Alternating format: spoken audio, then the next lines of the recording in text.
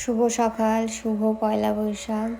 নতুন বছর সবাইকে শুভেচ্ছা জানিয়ে আজকের সকালটা শুরু আমাদের। এখন 7টা বাজে, শোনো যাচ্ছে স্কুলে। শোনো 7:50 থেকে স্কুলে শুরু। আজ থেকে শুরু আমার দিনের অর্ধেকটা দিন একা থাকা। শোনো বাড়ি আসবে সেই 2:20 নাগাদ।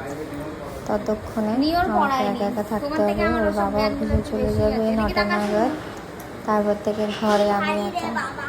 তারপরে আবার ইন্টারনেটও নেই, টিভিও নেই, কী যে করবো সারাটা দিন।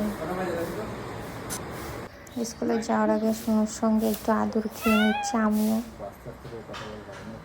সোনুর বাবা এখানে সোনুকে বোঝাচ্ছে সোনু কী করে স্কুলে থাকবে, দুষ্টুমি যেন না করে।